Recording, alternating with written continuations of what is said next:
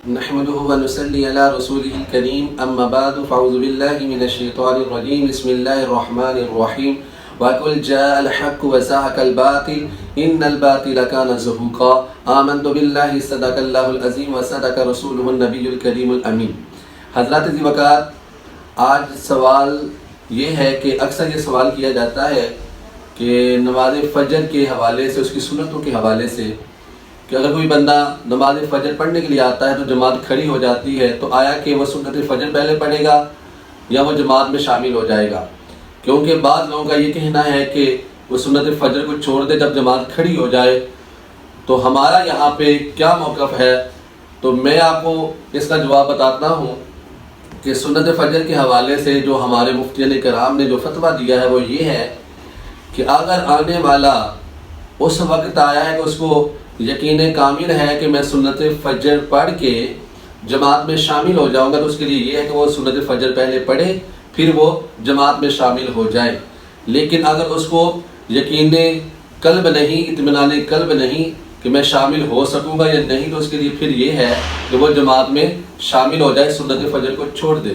لیکن عموماً آپ کو پتہ ہے کہ فجر کی جو جماعت ہوتی ہے اس میں قرات لمبی ہوتی ہے، امام صاحب جو ہے وہ کافی ٹائم لیتے ہیں،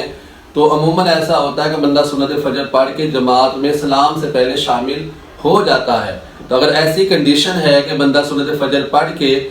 سلام سے پہلے، امام کی سلام سے پہلے اگر وہ جماعت میں شامل ہو جائے، اس کو یہ یقین ہے تو وہ سنت فجر پڑھے گا، اس کے لیے ضروری ہے پھر وہ جماعت میں شامل ہوگا۔ یہاں پہ یہ جو میں نے آپ کے سامنے جو گفتگو کی ہے اس کے حوالے سے یہ ہے، کیونکہ جو سنت فجر ہے، یہ سنت فجر جو ہے یہ سنت مؤکدہ للوجوب ہے، اور اسی طرح جماعت کے ساتھ جو نماز پڑھنا ہے وہ بھی سنت مؤکدہ للوجوب ہے،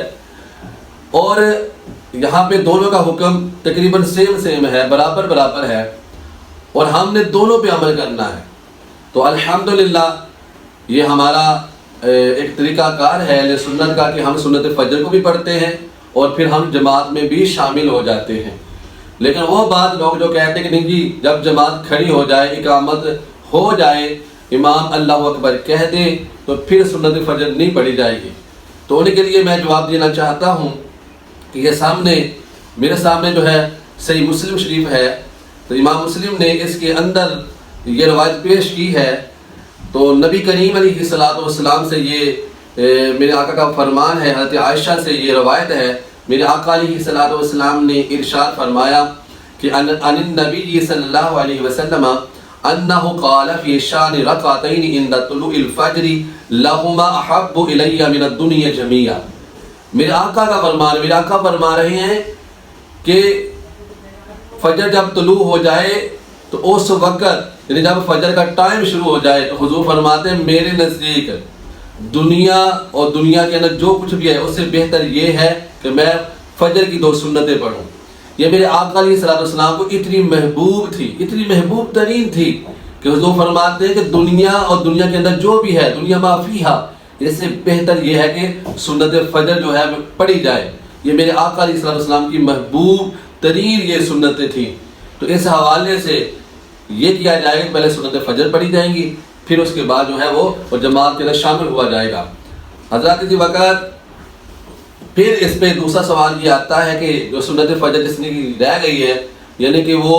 اس وقت آیا کہ اب اس کے لیے کوئی چانس نہیں تھا کہ وہ سنت فجر پڑھ سکتا، وہ آ کے امام دوسری رکعت میں تھا یا اتحیات میں بیٹھا ہوا تھا، تو وہ آ کے اس نے امام کے ساتھ فرض نماز پڑھی، اب اس کی جو سنتیں تھی وہ رہ گئی ہے، اب وہ کب پڑھے گا؟ تو جو سنت فجر کے حوالے سے جو بہتر طریقہ ہے وہ یہ ہے کہ اگر سنت فجر آپ کی قضا ہو جائے، رہ جائے، تو اس کے جو پڑھنے کا جو مستحب اور بہتر جو وقت ہے وہ یہ ہے کہ جب سورج طلوع ہو جائے اس وقت یہ جو سنتیں ہیں پڑھی جائیں۔ اس کا جو حوالہ ہے میں آپ کے سامنے پیش کرنا چاہتا ہوں، یہ میرے سامنے صحیح البخاری ہے، اس کے اندر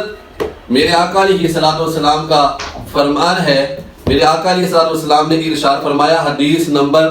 586 ہے، میں نے آپ کے سامنے اس کی نمبرنگ بتا دی۔ تو میرے آقا علیہ السلام نے ارشاد فرمایا، حضرت ابو سعید الخدری روایت کرتے ہیں، کہتے ہیں کہ میں نے رسول اللہ صلی اللہ علیہ وآلہ وسلم کو فرماتے ہوئے سنا، حضور نے فرمایا کہ لا صلاۃ بعد صبح حتی ترتفع الشمس او کما قال۔ میرے آقا علیہ الصلوۃ والسلام فرماتے ہیں کہ صبح کے بعد کوئی نماز نہیں یہاں تک کہ سورج بلند ہو جائے، یعنی کہ جب سورج طلوع ہوگا اس کے بعد جو ہے یہ سنتیں پڑھی جائیں گی۔ جو لوگ فرض نماز ادا کرنے کے فوراً بعد جو ہے فجر کے وقت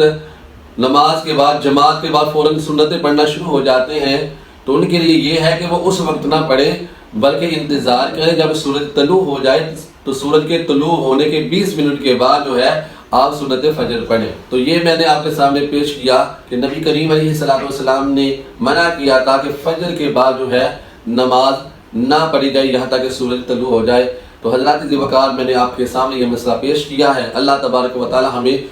دونوں جہاں کی بلائیاں عطا فرمائے اور اللہ تعالی ہمیں شریعت مصطفیٰ صلی اللہ علیہ وآلہ وسلم پر پیرا عمل ہونے کی اللہ ہمیں توفیق عطا فرمائے۔ آمین بجاہ نبی الامین صلی اللہ علیہ وآلہ وسلم۔